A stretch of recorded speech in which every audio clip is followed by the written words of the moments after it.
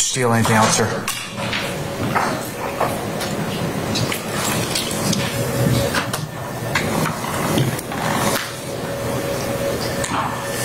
Your Honor, I reject the proffer. I would ask you to order the prosecution to hand to the court and to Mr. Williams' counsel snitch hoes get murked, then their kids in 2010. That did not happen.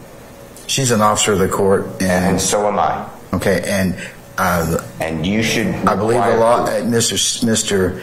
Samuels attempted to, when he was involved in this case, to have me do that, and the law doesn't require me to do that. Your Honor, if you rely on that, you should know what you're relying on. It does not exist. Calls made in 2021, it's a wiretap that they may be referring to. Mr. Williams is not on a wiretap. I've listened to every call. Okay, well, I'm going to give that less weight than I would the conversations that Ms. Love has had with recent witnesses in 22 and 23. Let me give you something out of discovery. Mr. Eppinger's mother said that Jeffery Williams ruined her son's life, recruited him into this YSL criminal street gang, and led her son down the wrong path. Mr. Eppinger's mother is mentally ill. She's never met Jeffery Williams, and her son never said that. That is the type of information you are being given today to rely upon. Ask the state for the proof. There's no problem. You'd ask me for the proof, and I'd say, here it is. Your Honor, this conversation that Ms. Love wants to have about the legislature made it different for leaders, she does not cite any provision of law, because it doesn't exist. Bond, it's not really relevant for my bond determination at this point in time in terms of, I mean, it's still, I have to look at the Iowa factors, and that's my principal guiding foundation.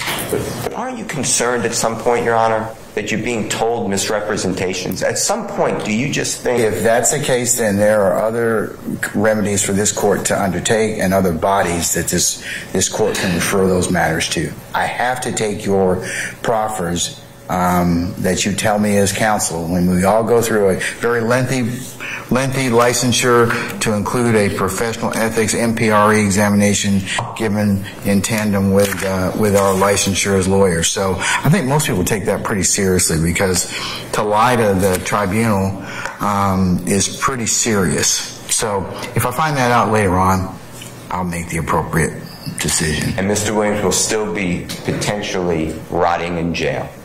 The point, the rubber has met the road, Your Honor. I'm telling the court, I'm imploring the court to, if you're relying on that proffer, please ask to see the evidence. Going back, every other term used here is in the indictment. Those are the allegations. The state wants to turn it upside down and say, well, just presume that this happened. Presume now a search that was illegal.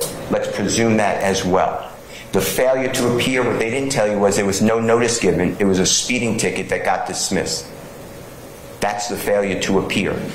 Your Honor, you are being given information that is not appropriate. I'm telling the court that Mr. Williams, I would not come before the court.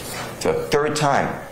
Mr. Williams can have a bond with whatever conditions the court needs. It will just be the right thing to do under law, under IALA, which is A-Y-A-L-A.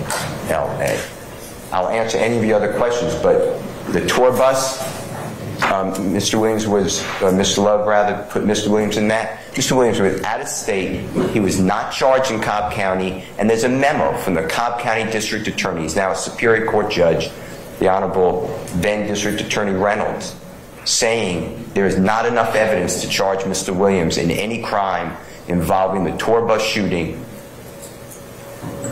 that involved a gentleman who performs under the name Little Wayne. That's what you're being told, though, today, that somehow Mr. Williams was involved. And I'm telling you different. All right, sir. Thank you.